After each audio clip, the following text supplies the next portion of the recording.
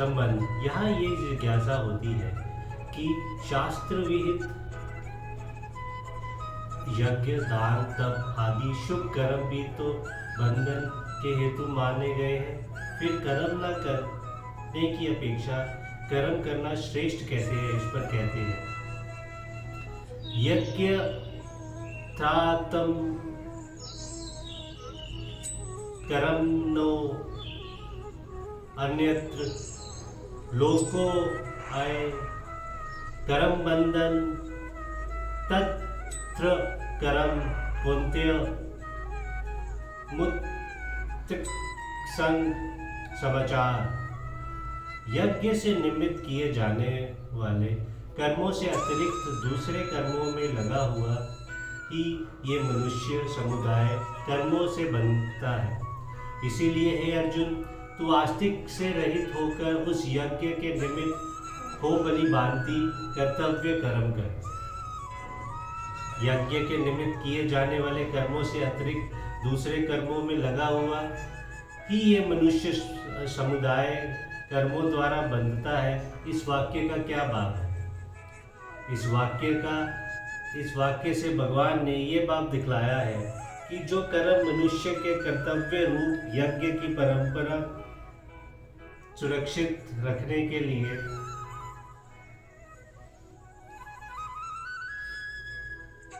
अनास्तिक भाव से किए जाते हैं, किसी भी फल की कामना से नहीं किए जाते, वह शास्त्र विहित कर्म बंधन कारक नहीं होते, बल्कि उन कर्मों से मनुष्य का अंतकरण युद्ध हो जाता है, वह परमात्मा को प्राप्त हो जाते हैं। किंतु ऐसे लोगों पाकर के कर्मों के अतिरिक्त जितने भी पुण्य पाप रूप कर्म हैं, वह सब पूर्व जन्म के हेतु होने से बांधने वाले हैं।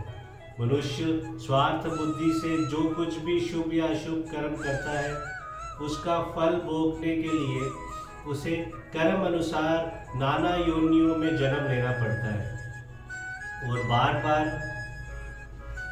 जन्मना मरना ही बंधन है। इसीलिए सकाम कर्मों ने या पाप कर्मों में लगा हुआ मनुष्य उन कर्मों द्वारा बंधता है।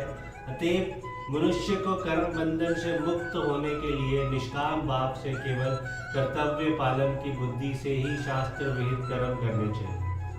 जय श्री कृष्ण जी। अन्य लोग का क्या अभिप्राय है? मनुष्य का ही कर्म करने में अधिकार है तथा मनुष्य में किए हुए कर्मों का फल भोगने के लिए ही दूसरी योनियां मिलती है।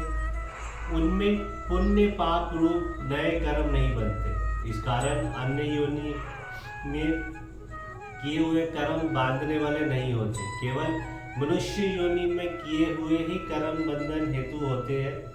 ये बात दिखलाने के लिए यहाँ अन्य लोक पद का प्रयोग किया गया है। तू आस्तिक से रहित होकर यज्ञ के निमित्त बलि भांति कर्तव्य कर, इस कथन का क्या भाव है? इसे भगवान ये भाव दिखलाया है कि अनास्तिक भाव से यज्ञ के निमित्त किए जाने वाले कर्म मनुष्य को बांधने वाले नहीं होते, बल्कि ऐसे कर्म करने वाले मनुष्य की पूर्व सूचित समस्त पाप पुण्य भी विलीन हो जाती है। इसलिए तुम ममता और आस्तिक का स्वर्थता त्याग करके केवल शास्त्र विहित कर्तव्यों की परंपरा सुरक्षित रखने के उद्देश्य से निष्काम भाव से समस्त कर्मों का उद्धास पूर्व बलि भांति आचरण करो। उपयुक्त वाक्य में भूख संग विशेषण के प्रयोग का क्या भाव है? उपयुक्त संग विशेषण से कर्मों में और उनके फल में ममता और आस्तिक का त्याग करके कर्म करने के लिए कहा गया है। अभिप्राय ये है कि कर्म फल का त्याग करने के साथ कर्मों में और उनके फल ममता और आस्तिका का भी त्याग करना चाहिए। जय श्री कृष्ण।